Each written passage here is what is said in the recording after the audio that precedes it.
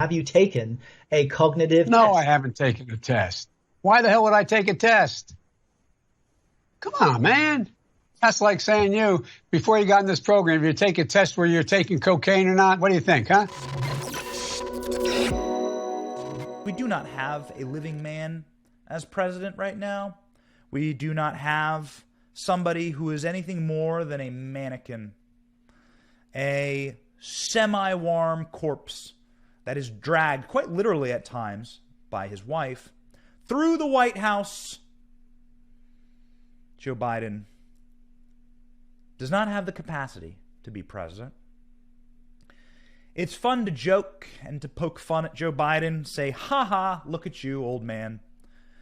But it's having a profound effect now on the future of your children and mine. As many little toys as my kid shoves down the toilet in our house. Boy, I sure do love her. She's my kid. And I don't want her future and everything that my wife and I are doing to save for her and to provide for her. I do not want that to go up in flames. They do, our elites, wish for us to be helpless in the face of a all-powerful government that takes over our lives and then provides for us. That means they have full control of our lives. Joe Biden probably ain't smart enough to know the game at hand, the game at foot. But boy, is he a useful houseplant as the game is being played. That's why Republicans are demanding that Joe take a cognitive test immediately. 38 Republican lawmakers wrote to Joe Biden to demand he take a cognitive test. The GOP says something is not right and Americans deserve absolute confidence in the president. Ronnie Jackson was the White House doctor. He asked for Joe Biden to take a cognitive test. Now, he's a White House doctor who is a member of Congress now. He's a Republican. He's elected. But he was he was Barack Obama's doctor. He certainly saw Joe Biden up close as he was Barack Obama's doctor. He worked inside of the administration of a Democrat. He worked inside of the Trump administration as well. Ronnie Jackson had this to say about Joe Biden's mental state. Clip one. You were the White House physician under former President Trump. Why do you want this president to take a cognitive test now? Well, look, Stu, I was at the White House longer than that. I was at the White House during the Bush administration, the Obama administration, and the Trump administration. I was there for 14 years as a White House physician. I know exactly what it takes mentally and physically to do that job. And I think that it's on full display for everybody in the country and everybody in this world to see right now that President Biden does not have the cognitive ability to do his job right now. He's continued to get worse and worse. I sent a letter back in June of last year requesting that he have a cognitive test done as part of his annual physical exam. This was before he had his physical exam done. He recently had his physical exam done. There was no mention whatsoever of any cognitive testing. And I remind everybody that we did this with President Trump. We set the precedent. We did this because of the outcry from the liberal media and from mainstream media and from the far left that the president should have a cognitive test as part of his evaluation. The precedent has been set, and President Biden needs to step up to the plate. He needs to have this test done, and they need to provide these results to the American people so we can have trust and confidence that he's capable. The American people should have absolute confidence in their president. They deserve to know that he or she can perform the duties as head of state and commander-in-chief, Ronnie Jackson says. Is he right? Of course he's right. The American president was never supposed to be a god-like administrator with such incredible powers over our economy and our administrative state. But the administrative state grows like cancer and metastasizes over and over and over again. The skeletons of our founding fathers are spinning at an RPM unheard of in their graves as they watch the administrative state that they so deeply warned against assume powers that maybe even King George never even considered. The powers to mask your children, to demand that you take medicine you do not want, the power over the food that you eat, the air that you breathe, the fuel that you use to heat your home in the winter, the power to destroy your savings with the stroke of a pen and a bump of a point by the Fed. It's evil. And if somebody has that type of power, at the very least, we should go about destroying the administrative state. But at the very least, we should know that that person who runs the administrative state is indeed of sound mind. Ronnie Jackson says that Joe Biden is not of sound mind. He says that the House Republican letter that he wrote cites instances of the president forgetting the names of his senior cabinet members, misreading clearly marked figures, and even suggesting that Joe Biden has shown symptoms of Alzheimer's disease. The Alzheimer's Association lists changes in mood and personality, including being more easily upset, as one of the 10 signs of mental decline, Jackson wrote. You know, we've all turned on the TV and watched Joe Biden snapping and lashing out and getting frustrated and getting moody. You display this type of mood change during a cabinet meeting on January 24th, 2022, when you apparently did not know that your microphone was on and you called a White House reporter a son of a bee. Family show here. We're not going to say the naughty word. But he called Peter Doocy a son of a bee.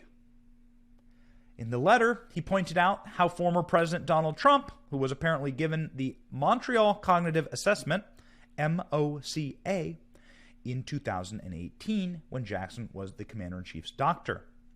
Trump had repeatedly bragged about acing the test designed to detect symptoms of mild cognitive impairment, such as early onset dementia. When Biden was asked to take the test on the campaign trail, here is how he responded. Clip 3. Have you taken a cognitive No, test? I haven't taken a test. Why the hell would I take a test? Come on, man. That's like saying you, before you got in this program, if you take a test where you're taking cocaine or not, what do you think, huh? Are you a junkie? What do you say to President Trump, who... Maybe that anchor could use one of Joe Biden's free crack pipes in order to smoke his crack that Joe Biden accused him of smoking. The drugs that Joe Biden accused him of using there. What an insult. We don't play that clip enough. A black anchor says, "Why don't you take a cognitive test, old man? You are clearly failing." And Joe Biden says, "You're on crack like my kid." Well, well, well. Joe Biden got the last laugh, giving out free crack pipes. But just for the fact checkers out there, we will let you know that the administration has now rescinded the free crack pipes, and they will no longer be putting crack pipes in their drug kits, according to a announcement yesterday. Great, you know. Nothing says the country is taken off like an administration saying we will no longer provide pipes for you for crack. Nothing says it is morning in America again, as Ronald Reagan would say, then we have decided against free crack pipes. Ha! Unbelievable. We believe that regardless of gender, age, or political party, all presidents should follow the example set by President Trump to document and demonstrate sound mental abilities, the lawmakers wrote. Yes, I also agree that there should be an age limit on how late you can run for office.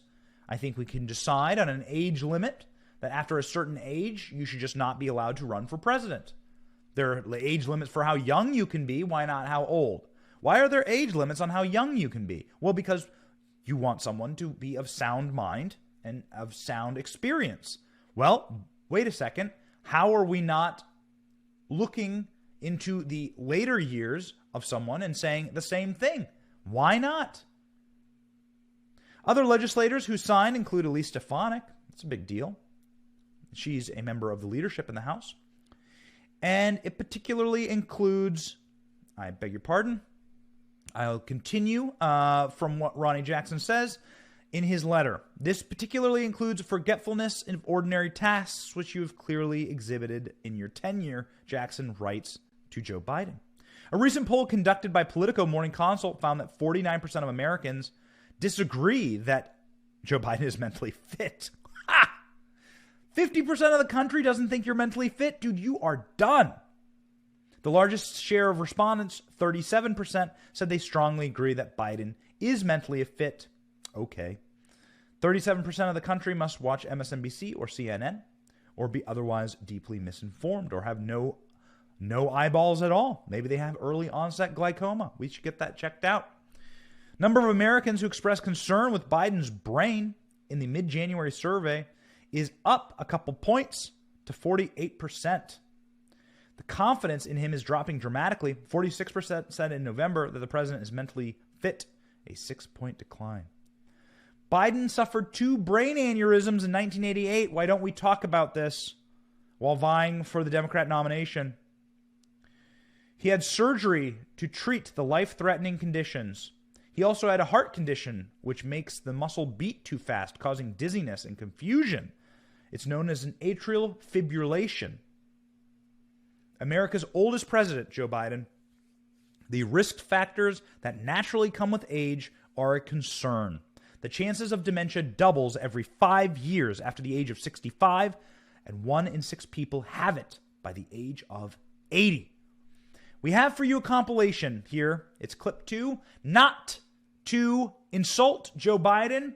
Certainly, we love poking fun at Joe Biden, but to truly ask the question, who are the evil people inside of Joe Biden's life? We're looking at you, Jill, and you, Hunter, and all of you venal leeches of power. And we're asking, why would you do this to the sad old man? He has had a hard enough life. Send him out to pasture, as they say. But no, you insist on dragging him before the cameras of the world, and then this happens. Watch, and shame on you, all of you who allowed this to happen. And to help lead our federal testing program, I've tapped Dr. Tom, I hope I pronounced it, Inglesby, correct? When you build a charging station, it's like back in the day when my grandpa worked for the American Oil Company back in the turn of in the 1920 in that area. They went from state to state convincing people that allowed them to put 20,000 gallons of gasoline under the ground. They didn't want them around. Come walking out of the gym if you want, and you may get jumped by the other team or their supporters. You may be all by yourself, the only one standing there when you watch 6 people jump one of our teammates. I won every precinct. I got them $1.9 trillion relief so far. They're going to be getting checks in the mail that are consequential. I wrote the bill on the environment. Pay them more. $1.2 billion.